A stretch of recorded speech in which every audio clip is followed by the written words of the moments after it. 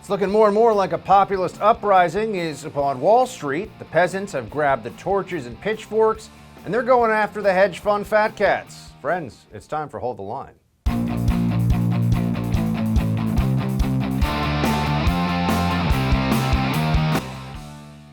Welcome to Hold the Line. I'm Buck Sexton.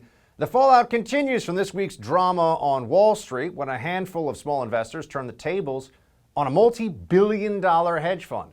After an outcry from users, retail investor app Robinhood is once again allowing limited trading on certain stocks, including GameStop, AMC, and Nokia, all of which have been pumped by Reddit group Wall Street Bets. Meanwhile, some on Capitol Hill have begun to call for regulatory agencies to crack down on traders, including longtime Wall Street critic Senator Elizabeth Warren. In a letter to acting SEC Chair Allison Lee, Warren asked, quote, "To what extent did online message boards, such as those on Reddit, or broader social media amplification impact the fluctuation of GameStop's prices? Did any of these practices violate existing security laws?" You see, the champion of the underdog, right? Elizabeth Warren, she's showing you what she really thinks. The problem's apparently the Redditors, the people on that online forum saying, let's buy this stock. For its part, the White House is in no rush to address the issue at all. Here's what White House Press Secretary Jen Psaki had to say earlier today. Do you anticipate President Biden to address the GameStop controversy when he meets with his economic team a little bit later this morning? No. Do we anticipate him addressing it publicly, you mean? No, just talking about it with his economic team. Well, the focus of the meeting is about the recovery plan, about the status of the economic recovery, about obviously the data that we saw yesterday. I'm sure they'll cover a range of topics during that meeting, but that's not the focus. Story. Okay. I know it's a big story, but it doesn't, obviously our focus and our big story is getting the American people back to work. Yeah, let's talk more about climate change. That's so much more important than people finally seeing that Wall Street is a rigged game, at least in part. That's what this is. That's what we're seeing. The elites, the financial establishment, they've decided to weigh in on this on the side of their fellow travelers, so to speak, on the side of those who have a lot and who use their leverage, their know-how, and their special access information, sometimes even insider information, of course, which is illegal, to place enormous bets and make a lot of money. Remember, there's always someone on the other side of that transaction. Hedge funds don't get super rich because there aren't other people who are losing money in some of these deals. In this case, they were over-shorting some of these stocks like GameStop to the point where there were more short stock sales going on than there were actual stocks out there in the marketplace. Okay, so they're trying to destroy this company, drive it into the ground, and make some money in the process. And then the people come up and they go on the other side of this and they say, hold on a second, we can take out these short sellers. And that is exactly what has happened here. And then the regulators stepped in. But it's worse than that. They don't like it when the peasants, you see, get uppity. You're not supposed to be able to just be at home and make bets on Wall Street and make a lot of money, maybe even cost the very connected politically, legally, you name it, the very connected major hedge funds in this country. Taking money from them is not okay. The House always wins, and the House in this case includes the Wall Street fat cats. Here you have the former SEC commissioner, who, remember, SEC is the enforcement agency for trading, for the stock market, the Securities and Exchange Commission. Here the former SEC chairman is saying there's something kind of like the Capitol Hill riot, with what's gone on here on Wall Street. It really puts a lot of question about the integrity of the market, right? And it really kind of, everybody's scratching their heads over this. What should happen? What is the right thing to do to control this or stop this? Not unlike what we saw on January 6th at the Capitol, right? If you don't have the police in there at the right time, things go a little crazy. And that's kind of feels like what's happening with this. Yes. People placing a smart, totally legal, from all we know, bet against people who are rapaciously greedy by nature on Wall Street, because these hedge funds already have billions of dollars of assets and they're trying to make enormous returns for themselves and, yes, for their investors. But they can be wrong too. So instead of Main Street getting the rough part of this deal, Main Street's actually winning, that's a problem now for the elites and for the establishment. Because here's what they want you to know. You, whoever you are across the country, unless you happen to be in the 0.1% that can really get involved in this kind of high-end Wall Street trading before the days of Robin Hood and the democratization of these kinds of investments, you're not allowed to do this. You're supposed to sit home while you're under lockdown, while the government tells you you can't work, that your business can't operate. You order in your pizza, you get your stimulus check whenever they decide to send it to you, and you shut your mouth while people who can work remotely, who have assets, and those assets are being inflated by government policy, by monetary policy, by decisions made by people in power. So they keep getting richer and richer just sitting around and waiting for tomorrow to come. You get poorer and poorer during this lockdown of the economy and you suffer through all the financial pain. And if you have a problem with it, Leon Cooperman is worth about $3 billion in change, big Wall Street guy, been known on Wall Street for a long time. He's got something to say to you. The reason the market is doing what it's doing is people are sitting at home, getting the checks from the government, and this fair share is a bullshit concept. It's just a way of attacking wealthy people, and, I think it's inappropriate. We all got to work together and pull together. How dare you, plebs, take your $600 and invest them in the stock market and make a 10 or 20 or 30% return for yourself. That's the province of hedge fund investors who are better and smarter than you. Oh, wait, but they're not. And that's the problem, isn't it? That now the emperor has no clothes. Now we all see what's really going on here. Because hedge funds are able to drive the price up or down of a stock by these idea dinners they have. They all get together, they chat it up, and then they move enormous amounts of money affecting stocks for companies that then result in perhaps layoffs, maybe even a bankruptcy. They go on financial TV on cable and they tell you what you should do, you being the public. That's all fine. But if you get together with some people online and say, let's take the other side of the bet, and you start to win, people like Leon Cooperman are outraged. And they'll go to their rich and powerful buddies in the establishment, in the government, to crack down on it. Now there's all these different platforms that are not allowing this communication to happen. Why? No one has made any allegation yet of any illegality in this. They can talk about how it's theoretically possible, but you're allowed to say, hey, I'm buying this stock and I think everyone else should buy it too. Just like you should be allowed to say that you think the election maybe had a bleep, can't say anything, right? Because you get kicked off of the internet and social media. You should be able to say these things in a free society. We've already lost our free speech rights. Now have we lost our free market rights too? That's what you're seeing here. That's what's underway right now in front of your face. But don't worry, the Democrats are in charge. They're supposed to care about the little guy, aren't they? Here's the problem with that. Who do you think gets the lion's share of political donations from the multi-billion-dollar hedge funds out there? From the ultra wealthy. I mean, you had Tom Steyer, who was a hedge fund billionaire, running for president on the Democrat ticket. So you look at the donations, though, and you see it's quite clear. The Democrat Party actually benefits from this. Because if you're worth $100 million, don't you want to go to fancy parties with J-Lo and hang out with the Obamas and hang out with the Clintons and be celebrated? Or do you want to be hated as a conservative, right? No, you're all about you. But Elizabeth Warren's supposed to set all this straight now, right? Going to stand up for the little guy. Here's what she said earlier today. Play it. How do you know who's manipulating the stock at this point? I mean, people are liking to tell a David versus Goliath story, but are you entirely sure that's right? Are you entirely sure that there aren't wealthy people on both sides? That hedge funds haven't moved in on the side of the people who've bid up the price of GameStop?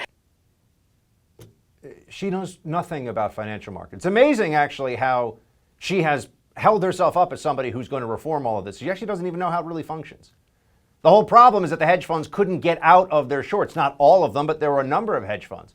Could some of hedge funds have come on the other side? Sure, absolutely. But they're allowed to do that too. It's supposed to be a free and fair market. It is, in effect, like a casino. Somebody wins, somebody loses. Now we're seeing that it's a rigged game, though. And you're not supposed to know that. And if it's a rigged game when it comes to the stock market, where else is the system rigging things against you, your opinions, and your voice? All right, coming up, as we know, not only is the system rigged against you if you take the wrong bet in the markets against the big connected hedge funds, it's rigged on social media. We've got a TikTok influencer who keeps getting banned, reinstated, and banned again. A young up-and-coming conservative voice, Isabella OReilly. She'll tell us what that's like up next. Have you ever wanted to invest in real estate, but you didn't have the time to do it on your own? I felt exactly the same way until about a year ago.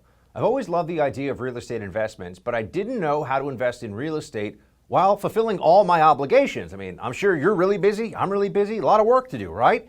5 hours a day of original programming and content. How was I ever going to take the time to learn how to intelligently invest in real estate on my own? Well, then I met my friends at Done For You Real Estate. They took all of the guesswork out of it for me. They found me an awesome property. They rented it out for me right away. They managed the tenant for me. And now I get a check every month like clockwork. Don't wait another second to see if my buddies at Done For You Real Estate can do for you what they did for me.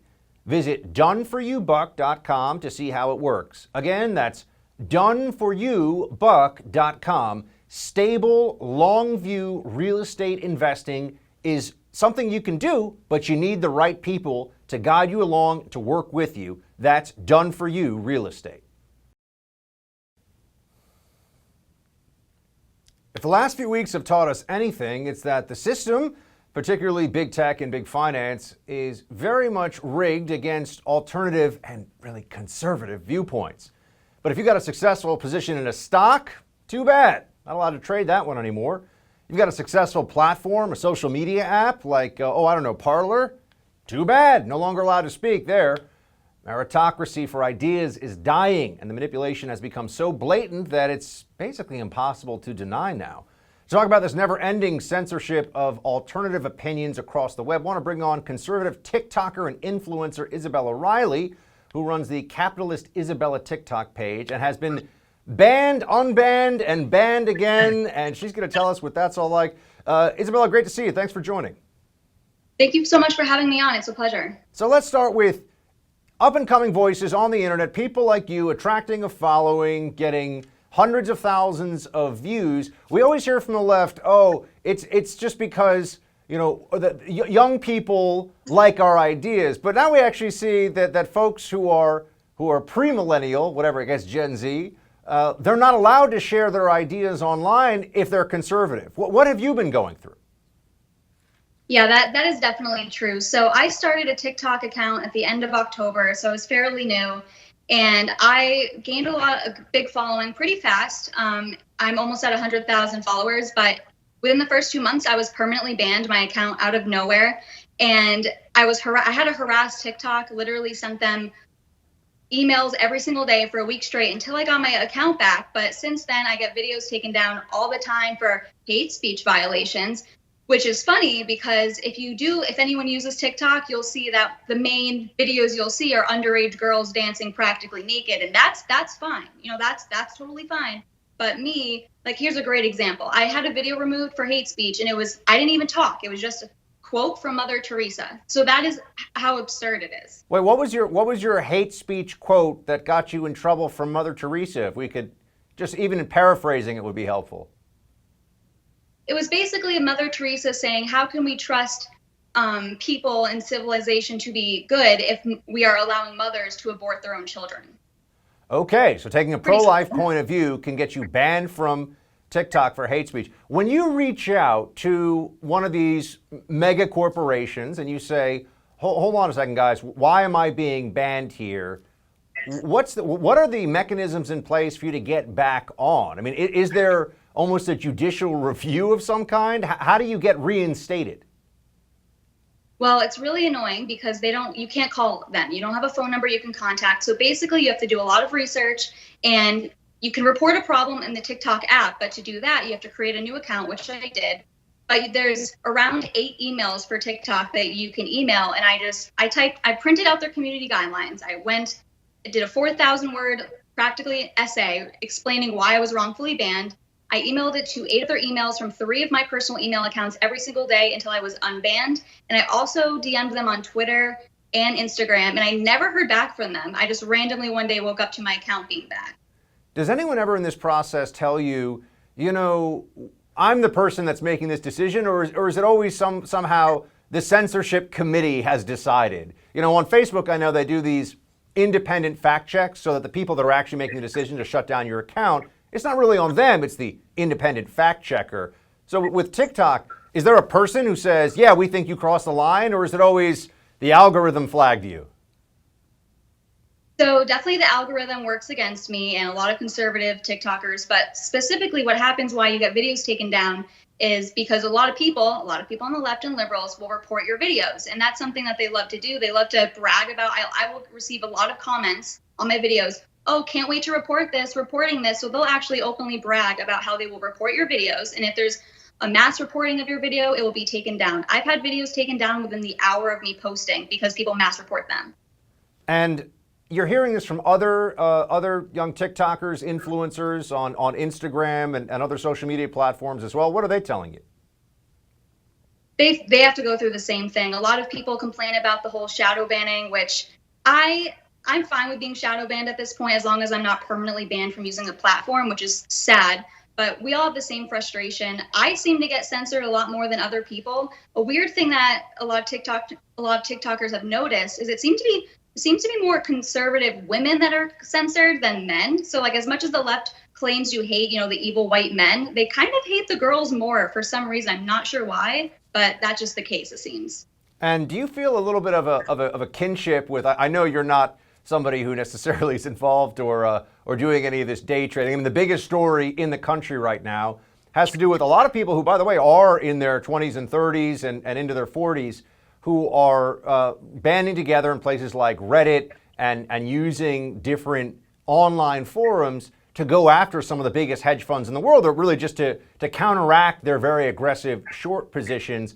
But Robinhood, the app, was shut down. So now it seems like if you say the wrong thing on TikTok, as you have, or rather, as they say you have, you lose that, and you can't even engage in free market transactions if the wrong people are losing. They shut the platform down.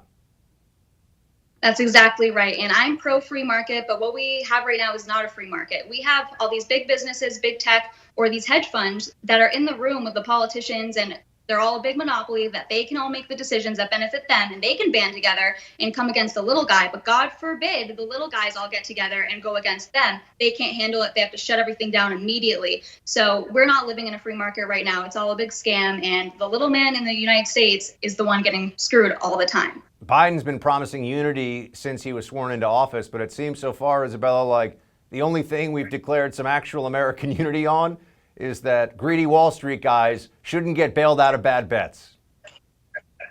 That's exactly right. And I think AOC, Alexandra OcasioCortez's tweet responding to Ted Cruz yesterday, where she was like, I'm so pro-unity, I'll work with Republicans, but not Ted Cruz, because he almost had me murdered a couple weeks ago. So she is a classic example of how the left really wants unity. So they want unity.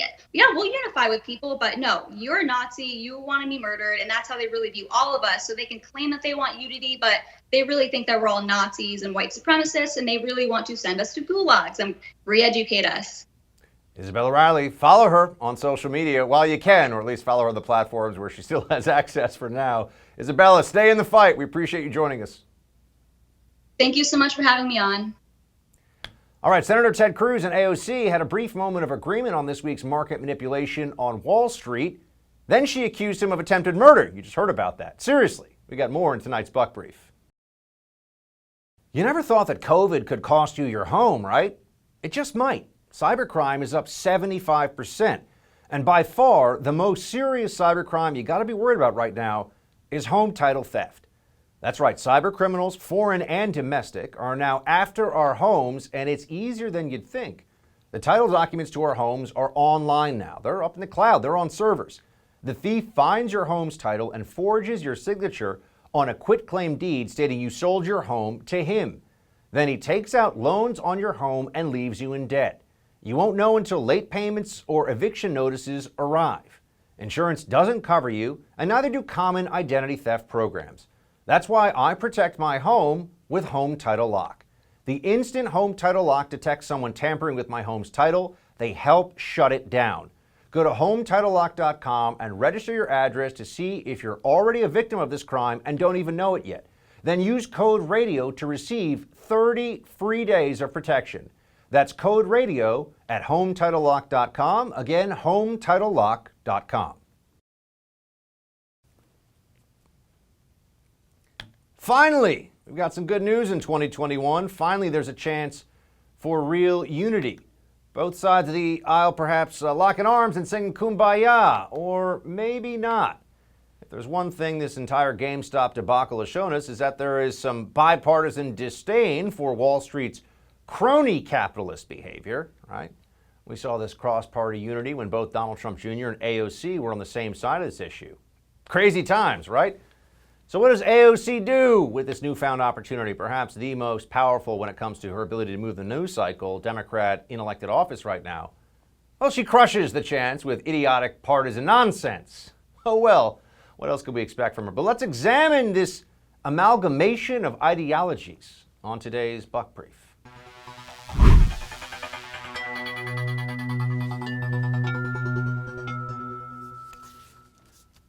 How many issues do you think you'd find where Ted Cruz, constitutionalist, scholar from Harvard Law School, Princeton undergrad, would agree with high school econ and science prize winner Alexandra Ocasio-Cortez, who has a bachelor's degree in econ from BU, I might add, and likes to tell everybody about it? So, how much do you think they'll find to agree on? Not very much. But on this Wall Street situation right now, on the revolt of the Wall Street peasants against their overlords, there was, in fact, a little bit of commonality. Cruz, and well, let's start with the AOC tweet. She wrote, "This is unacceptable. We need to know more about Robinhood app's decision to block retail investors from purchasing stock while hedge funds are freely able to trade the stock as they see fit. As a member of the Financial Services Committee, I'd support a hearing if necessary." Ted Cruz wrote, "I fully agree." Now, let's understand what they're referring to first before we get back into the spat here. Robinhood decided, just because it can, that at some point you weren't able anymore to buy, which would drive the price up, buy GameStop stock. You could only sell it. And if you could only sell it, the price goes down, which protects the short positions of people who are in a short squeeze, namely the hedge funds. So this was gross. This was grotesque, crony capitalist behavior. That's what was underway. And AOC and Ted Cruz both agree on this. You'd think that they could come together. Do you think AOC responded with a high five? Ted, you're awesome. Let's be friends. Maybe go and have a milkshake together. I don't know, just chat. No, that is not what happened. AOC responded to Cruz, "I am happy to work with Republicans on this issue when there's common ground. But you almost had me murdered 3 weeks ago, so you can sit this one out. Happy to work with almost any other GOP that aren't trying to get me killed. In the meantime, if you want to help, you can resign." I have to say, last time I checked in on that tweet, it had hundreds of thousands of likes. So clearly AOC going right to the center of her base on this one. They love it when she goes after Ted Cruz in the nastiest possible way. I don't think Ted Cruz tried to have her killed. Let's keep this in the realm of reality here. I think that's crazy. But she likes to say it because then it is a way of attacking a Republican who the left despises. But let's see. AOC and Donald Trump Jr., we put a side-by-side up here. Gotta admit, it's really something to see Wall Streeters with a long history of treating our economy as a casino complain about a message board of posters also treating the market as a casino. And then Donald Trump Jr., it took less than a day for big tech, big government, and the corporate media to spring into action and begin colluding to protect their hedge fund buddies on Wall Street. This is what a rigged system looks like. And let's all understand something here. There are problems that really need reform, that need to be looked at about how some of these activities occur on Wall Street. But it can't be only when the rich and powerful feel like they're not able to get what they want out of the situation, which tends to be the case. At the end of the day, what we're seeing right now is the spread of the ability to trade, the ability to be involved in the markets in a way that is unprecedented. More and more people now understand this game, which makes it harder to chase yield. People are looking for the same kinds of bets, looking to make the same kind of money, and the advantage that some have in this is going away. And incumbents in any industry, in any business, it's true in the media too, by the way, incumbents hate upstarts. They hate people that come along that can prove, hey, I can do this too, and maybe even do this a little bit better. Why would people trust hedge funds with their money when there are other people out there who are able to do this? Not only make money on their own, but crush hedge funds that have been reckless. I mean, for them to be exposed in the way that they have been is utterly reckless. But speaking of recklessness, there's still this goes to the AOC Ted Cruz fight. There's still this sense that anybody who voted for Trump or supported Trump in the Congress up until the very end is directly, personally responsible for violence. We have to continue to deal with this head on. That's just not true. That's not an ethically sound conclusion or statement to make, but AOC and others keep doing it. Here she is saying that Republicans can do anything they want, any violence they want. What? Here it is. There are no consequences in the Republican caucus for violence. There's no consequences for racism, no consequences for misogyny, no consequences for insurrection. And no consequences means that they condone it. It means that that silence is acceptance. She's a dangerous imbecile. I really mean that. What she's saying is outrageous. It's obviously untrue, but it gets people who are very upset at all Republicans riled up. They like it. They like to hear it. All Republicans are the bad guys, you see. We all have to be locked up. They are coming after us. They want to make conservatism illegal if they can, or get as close to it as possible. I know that sounds crazy, but how else can you explain what they're doing? And how else can you explain that even in this moment, where everybody should be able to see what's going on with this Robinhood versus the Robinhood rather, and the Reddit readers versus the hedge funds situation, this should be bipartisan, but instead, always an opportunity for Democrats to take cheap shots at Republicans about how they're all responsible for violence. What violence is Ted Cruz responsible for? And maybe Ocasio-Cortez should ask Steve Scalise or Senator Rand Paul about what violence from Democrats can look and feel like. New York Governor Andrew Cuomo is finally receiving some scrutiny after a report from his own Attorney General's office claiming that New York undercounted nursing home deaths by about 50%. When we come back, we'll get reaction from New York City Councilman Joe Borelli.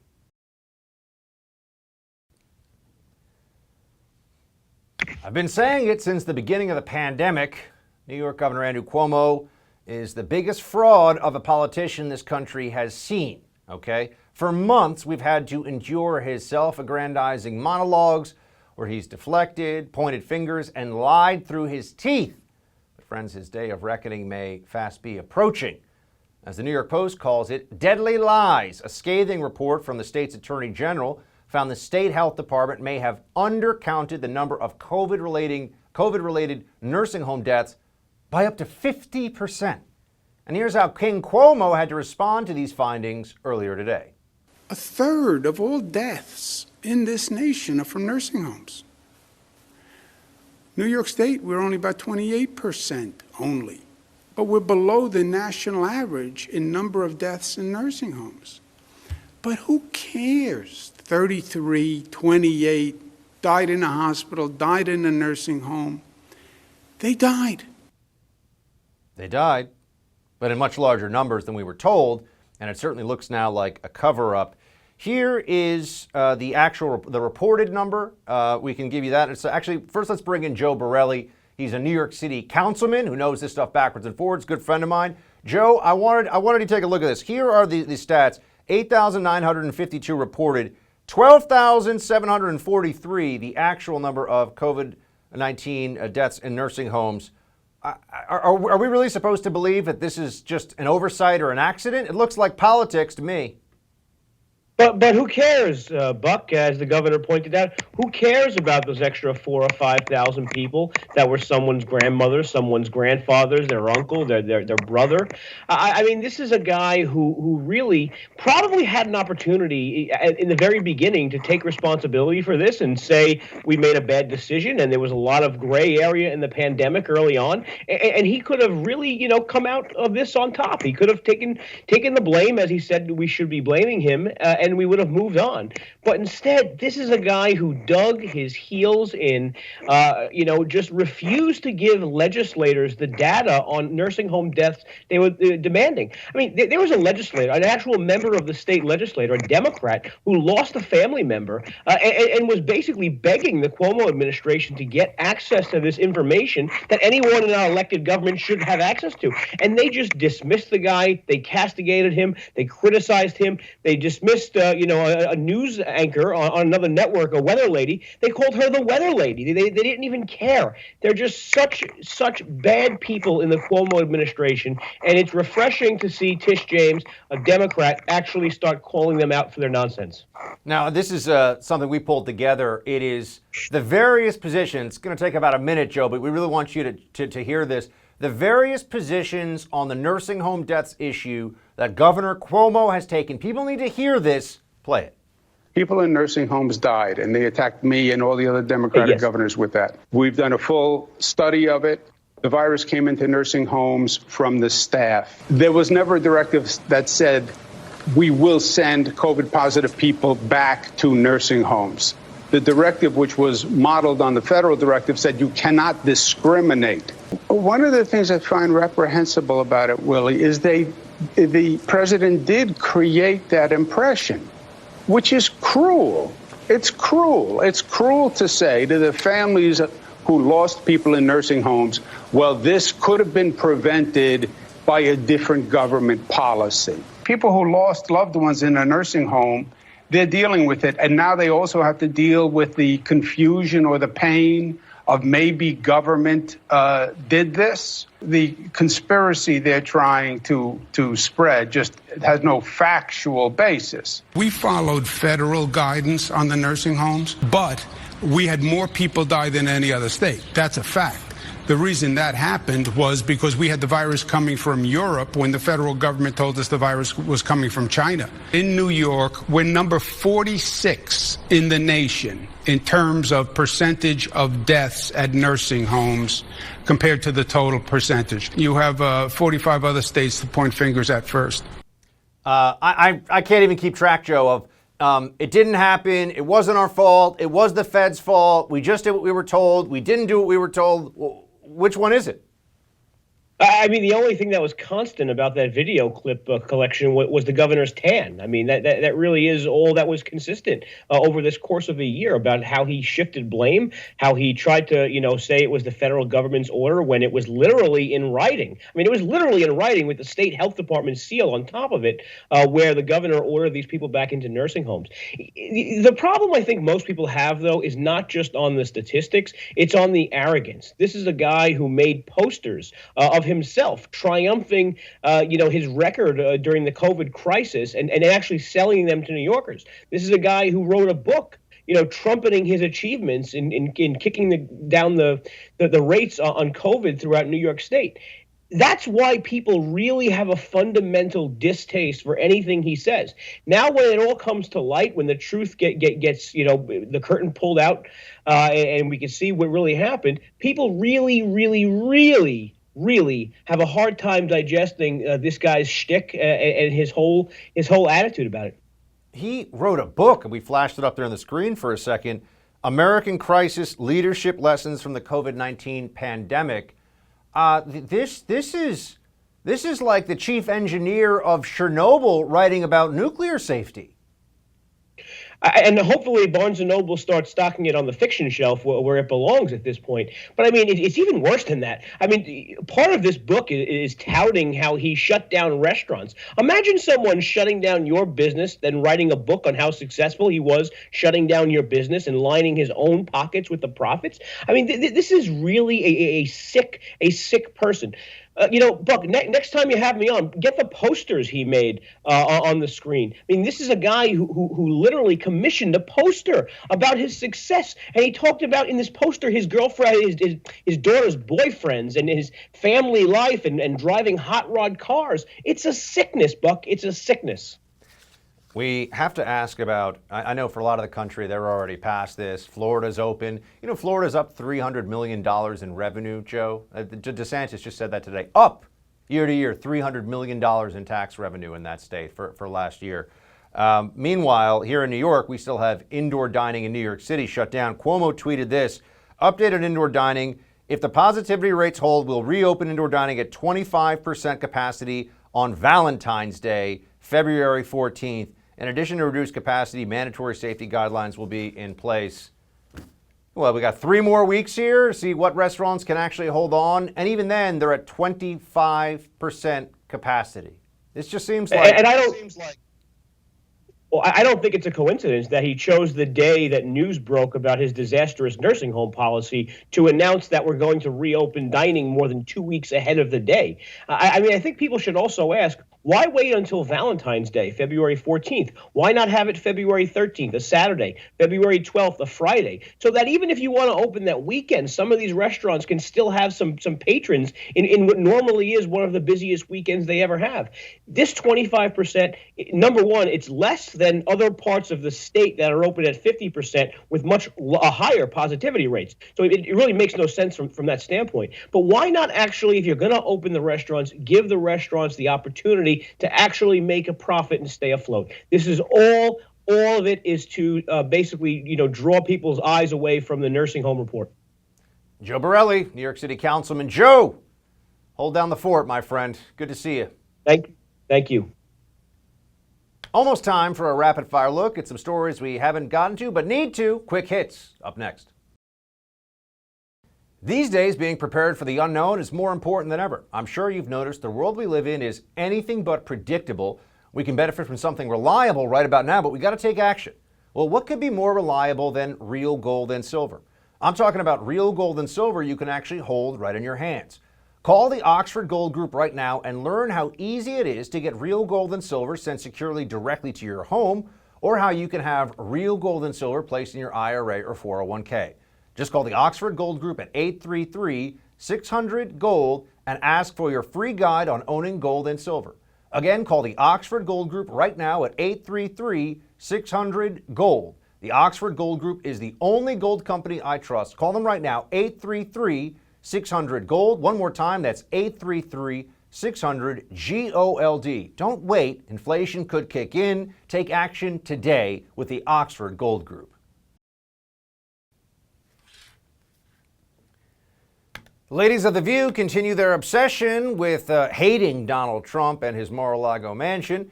An ex-FBI lawyer who falsified government records dodges some jail time, and is Governor Ron DeSantis the greatest governor in the country? That's tonight on the Quick Hits. Let's get to it. We have, first off, let's do DeSantis. I mean, not only is he probably the best governor, he may be the best Republican politician in the country right now in any role.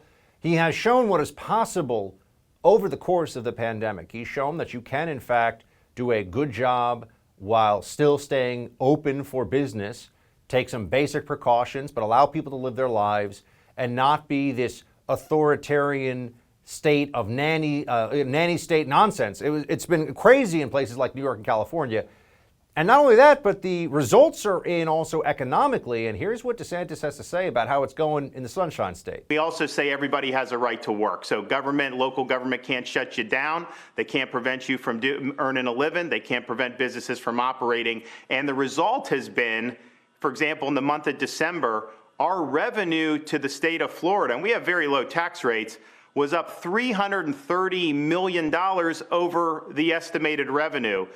Government can't shut you down. He said that Florida's revenue is also up $330 million. Yeah, Florida is doing well under very, very difficult circumstances. You've seen there's a flurry of executive orders out there, a lot of stuff that, you're looking at, you're saying, how can this benefit really the country overall? Not at all. How could it benefit anybody? Some of it just seems absurd. Joy Reid, though, wants you to know that the climate change stuff that Joe Biden's been doing, the far left, oh my gosh, existential crisis, climate change stuff, is really, really important. Because, well, I'll let her explain it.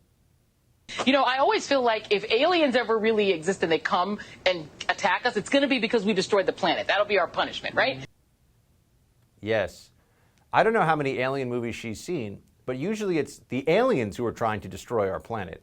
But no, don't drive a car, ride a bicycle, because if you put CO2 in the air, you're worse than the aliens that want to use lasers to destroy our very planet, right? That's where we are on this one. I know she was kidding, but I mean, destroy the planet? Come on, folks. How much more of this do we have to sit through?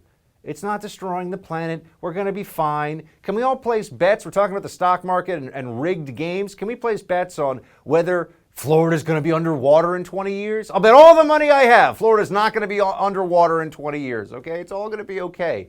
The libs need to calm down. But they will not, because this is a religious belief for people who think they're too smart for religion. That's what climate change catastrophism is. And speaking of catastrophes, here is Kamala Harris, who, you know, you're going to be seeing a lot. I think there's a special beat now that has been created, I believe the Washington Post, just about how historic and awesome Kamala Harris is. So there are reporters devoted to the greatness of Kamala Harris. That's what they're reporting on. That's their only mission. Yeah, that's a real thing that's going on here. Kamala, though, you should know, while she's held up as obviously Vice President of the United States, was a senator before, but was a hard-nosed prosecutor, was somebody who is really on top of things, knows how to get things done. And her legal expertise, because of her time as a prosecutor, is supposed to be one of the selling points of her as a politician. But 2 years ago today, she put out this. Jussie Smollett is one of the kindest, most gentle human beings I know. I'm praying for his quick recovery. This was an attempted modern-day lynching. No one should have to fear for their life because of their sexuality or the color of their skin. We must confront this hate.